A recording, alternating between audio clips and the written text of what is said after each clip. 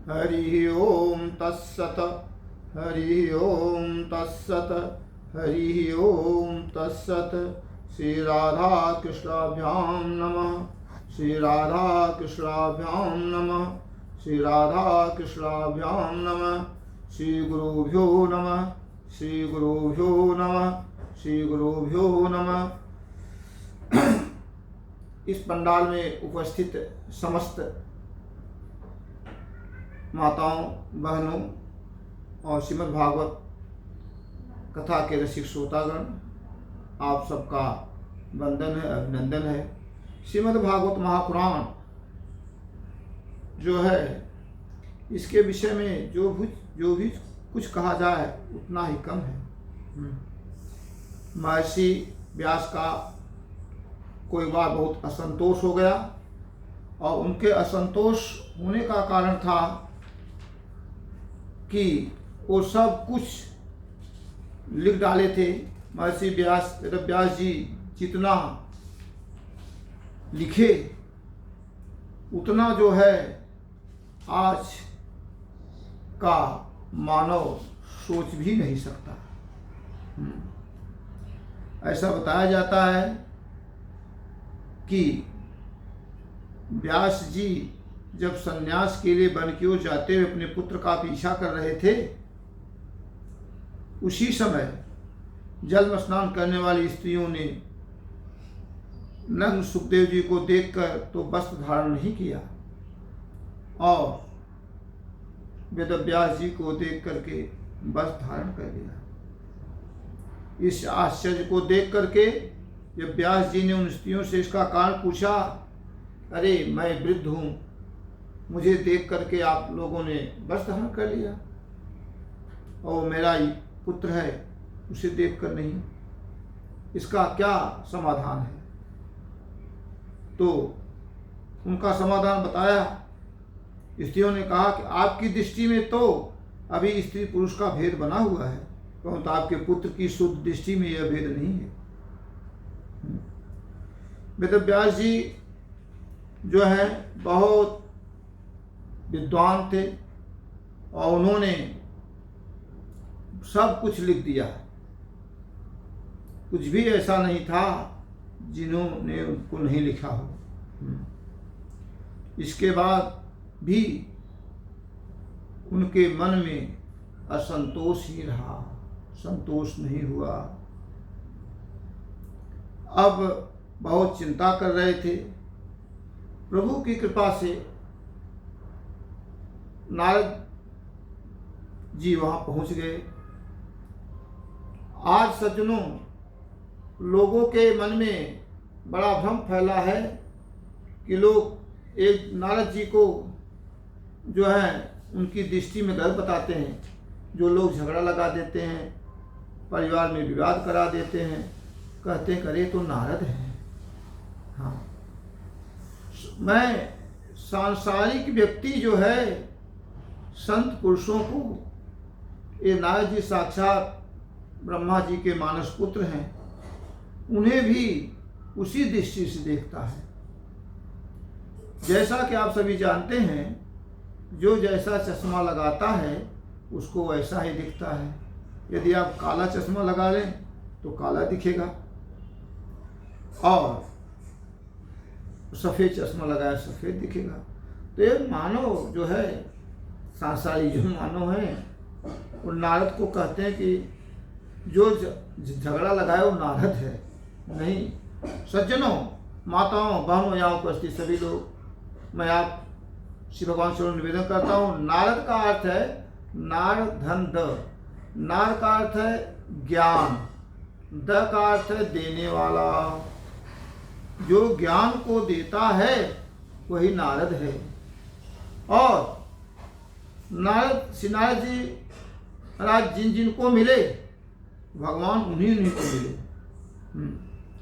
जब भगवान की विशेष कृपा हुई, नारद जी वेदव्यास जी से मिले। वेदव्यास जी ने कहा कि यद्यपि मैं ब्रह्म तेज से संपन्न एवं समर्थ हूँ, ताप मेरा हृदय कुछ अपूर्ण काम सा जान पड़ता है। अवश्य अब तक मैंने भगवान को प्राप्त करने वाले धर्मों का प्राय निरूपण नहीं किया। यही प्रश्न नारद जी कहते हैं कि वेद व्यास जी आप तो ब्रह्मज्ञानी हैं, सब कुछ लिख दिए हैं, महाभारत लिख दिए, बड़ी बड़ी धार्मिक पुस्तकों को लिखा, और यह सब आपने अपने लिए नहीं, इस संपूर्ण जगत के प्राणियों के कल्याण के लिए किया है। और इतना लिखने के बाद, इतना ब्रह्म ज्ञान होने के बाद भी मुझे आश्चर्य हो रहा है कि आपके जीवन में असंतोष क्यों है। आप स्वयं कह रहे हैं कि मैं ब्रह्म तेज से संपन्न हूँ, समर्थ हूँ। यद्यपि मैं ब्रह्म समर्थ होने के बावजूद मेरा हृदय जो है कुछ अपूर्ण काम सा जान पड़ता है। बंधुओं, इस संसार में सब कोई पूर्ण नहीं है, सब अपूर्ण है। पूर्ण कौन है? केवल भगवान ही पूर्ण है, भगवान ही पूर्ण काम है, बाकी ये सभी अपूर्ण है। तो नारद जी कहते हैं कि से प्रश्न करते हैं कि मेरे मन में असंतोष क्यों है, मेरा हृदय कुछ अपूर्ण काम सा जान पड़ता है। ऐसा लगता है कि अवश्य अब तक मैंने भगवान को प्राप्त कराने वाले धर्मों का प्राय निरूपण नहीं किया। वे ही धर्म परमहंसों को प्रिय हैं और वे ही भगवान को भी प्रिय हैं। हो न हो मेरी अपूर्णता का यही कारण हो। यहाँ कहा गया, तैस्युम खिलमात्मानं मन्यमानस्य कित्यतः कृष्णस्य नारदो अभ्यागादाश्रमं पागोदायतम। श्री कृष्ण द्वैपायन व्यास इस प्रकार अपने को अपूर्ण सा मानकर जब खिन्न हो रहे थे, उसी समय प्रबोध आश्रम पर देवर्षि नारद जी आ पहुँचे। उन्हें आया देखकर व्यास जी तुरंत खड़े हुए। उन्होंने देवताओं के द्वारा सम्मानित देवर्षि नारद जी की विधि पूर्वक पूजा किया। और तब नारद जी ने कहा कि आपका मन यही प्रश्न बार बार कर रहे थे। नारद जी ने कहा कि मैं समझ गया कि आप के मन में अशांति का कारण क्या है। भगवान श्री कृष्ण की महिमा का वर्णन जिस ढंग से करना चाहिए, जिस प्राथमिकता से करना चाहिए, उतना आपने नहीं किया। इसलिए आप श्रीमद्भागवत महापुराण के प्रथम और द्वितीय स्कंद में अपना विशेष योगदान दीजिए। यह 18वां महापुराण है भक्तों। 17 महापुराण के बाद 18वां महापुराण है। भगवान श्री कृष्ण 125 वर्ष तक राज्य के जब जाने लगे, लोगों ने पूछा, प्रभु आप जा रहे हो तो यहाँ कलयुग आ जाएगा, तो हम लोग का जीवन कैसे बीतेगा। हम लोग कुछ ऐसा करके जाइए जिससे कलयुगी प्राणी के मन में शांति रहे, अंत में आपका धाम मिले। भगवान श्री कृष्ण कहे, अरे भक्तों, मैं कहीं नहीं जा रहा हूँ और मैं सर्वत्र रहता हूँ। मुझे आना जाने की जरूरत नहीं होती। आता जाता तो जीव है। हरि व्यापक सर्वत्र समाना और प्रेम से प्रकट हो ही मैं जाना। मैं सर्वत्र रहता हूँ, आना जाना नहीं पड़ता। ब्रह्म और जीव जैसा मैंने बताया, जीव जो है गर्भ में आता है, ब्रह्म गर्भ में नहीं आता। जीव एक ही जगह रहता है, ब्रह्म सर्वत्र रहता है। इसलिए वेद व्यास जी भगवान श्री कृष्ण के रूप का, लीला का, गुण का ऐसा वर्णन किए कि उनके मन में संतोष आ गया। और यही सत्कर्म भी है।